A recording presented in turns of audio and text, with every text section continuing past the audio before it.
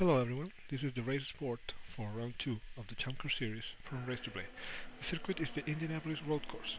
We're showing the warm-up lap, and the field is headed by John Barbour, Steve Brunel and Todd Weiss. Barbour being the favorite after his win in Long Beach. Also showing a good pace on the practice sessions are Emilio Hake and Bob Fay, starting 8 and 8 in the grid. Both of them having problems in the quali session, with Emilio actually blowing an engine at the end of his hot lap. On the first lap, the action turns on, with Hage under attack from Fay and Gonzalez. Fay goes to the inside, Gonzalez to the outside, and outbrakes Emilio into turn 1. Emilio loses control on the braking, and Fay quickly passes him too. Emilio goes from 7th to 9th in the single mode.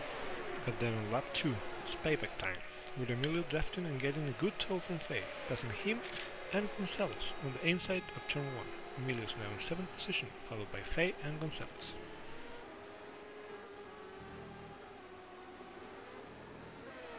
Now in lap 9, this is the fight for the 4th place between Dennis Morissette and Ryan Ansoon in that yellow car.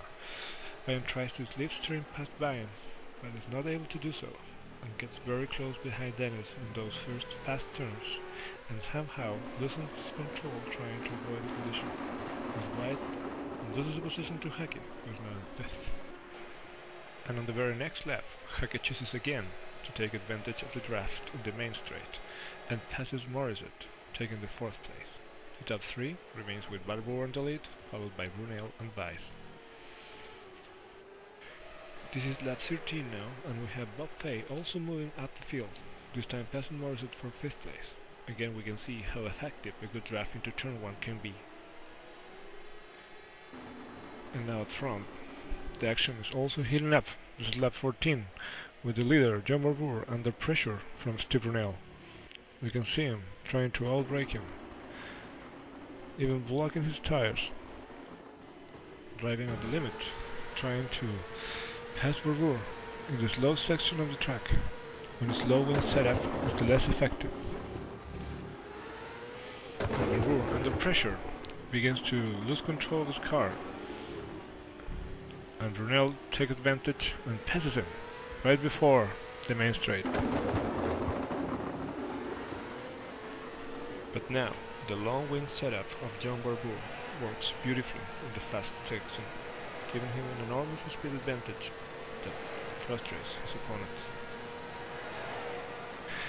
And as you all know, less wing means that you burn less fuel, and we have to wait and see if John takes advantage of this in his strategy.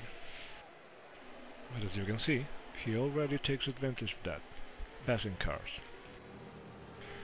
Several drivers reported that the full tank can hardly make it for half the race, but maybe Barbour found a way around that. Anyway, life is not easy for the American driver, as we can see here on lap 17, under heavy pressure from Steve Brunel, who passes Barbour on the outside of this turn. But this fight for first place has been a blessing for Weiss and Hake, who are closing in, as you can see in this view from. And on lap 19, you can see Weiss deciding to make his first pit stop, when he was under heavy pressure from Hake. Well, now lap 20, you can see here the order, with Brunel in first, Barbour in second, and Hake in third. Hake trying to put some pressure on Barbour, but at the end of the lap, he decides to make his first pit stop. And in the next lap, Brunel would also pit, so let's see who gains an advantage from the working pits and does a better job on those key in-lap and out-lap. And this is the moment of truth. Emilio gets to the end straight just as Brunel was coming out the pits, and comes out in front. And then in lap 24, Emilio has in his carry mode in 11 cars when Cotton and Gonzalez collide right in front of him. Cotton was on the inside of that turn. Lap 27 now, with Hake in second, about 22 seconds behind this man, John Barbour, who is also lapping cars, Gonzalez in the grass, and Mike Erickson. Finally on lap 32, Barbour is in pit, and Emilio passes him, but the gap is only 6 seconds. he knows he will need to pit again, and Barbour will not. So he needs to increase that gap quickly. And he gets nervous here, trying to pass Mike Ericsson. Then Mike lifts the throttle a bit to let him by in the main straight. Emilio is very aware that he will have to build a good gap before his next pit stop.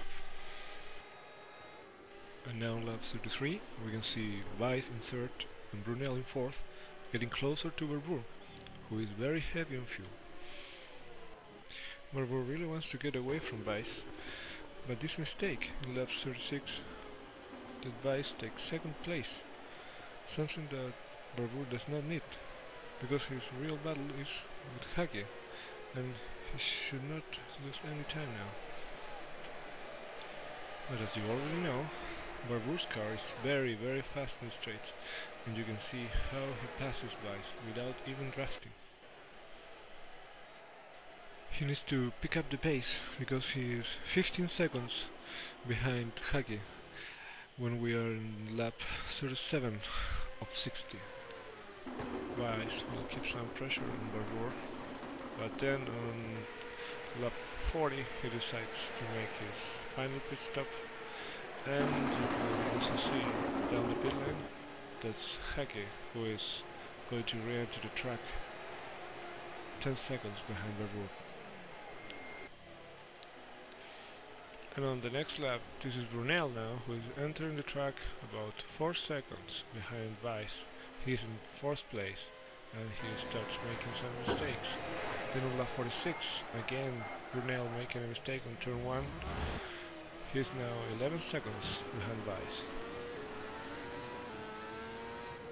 And this is lap 51, with Emilio driving at the limit, doing the fastest lap of the race, 1:12.7, passing Brian soon here, entering the main straight.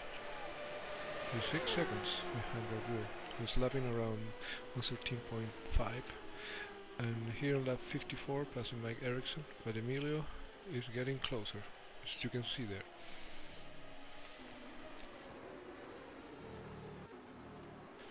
And now lap 56, Emilio continues to be very fast, 1:12.9 every lap. Very consistent, very fast, taking risks, but Barbour still with a lead over him. And then on lap 57, Emilio gets even closer. Barbour apparently having some problems with tire wear. And you see Emilio driving as fast as he can, trying to get closer to Barbour in the slow section.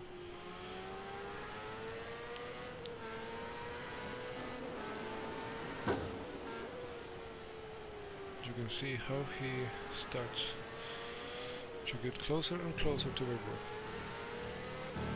He is now feeling the pressure.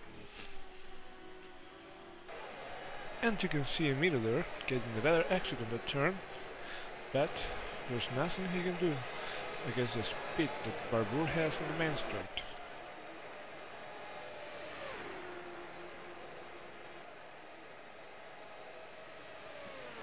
So it's 2 laps to go, and Emilio will have to try a pass on the slow section of the circuit. And Barbour knows that, so he will have to try to make no mistakes in these turns, as Emilio can attack him on any occasion. We'll see what happens here. Emilio is getting ahead, tries to make an outside pass, and makes it, almost touching Barbour. Great stuff there. And the new leader will easily pull away now, as Barbour has practically no tires left. And there's more drama in the fight for 4th position, as Brunel runs out of fuel. So that's Emilio crossing the finish line in 1st place, and 3 seconds behind is Barbour in 2nd, having a heated argument on the radio with his crew chief and strategist. Finally decides to commit suicide.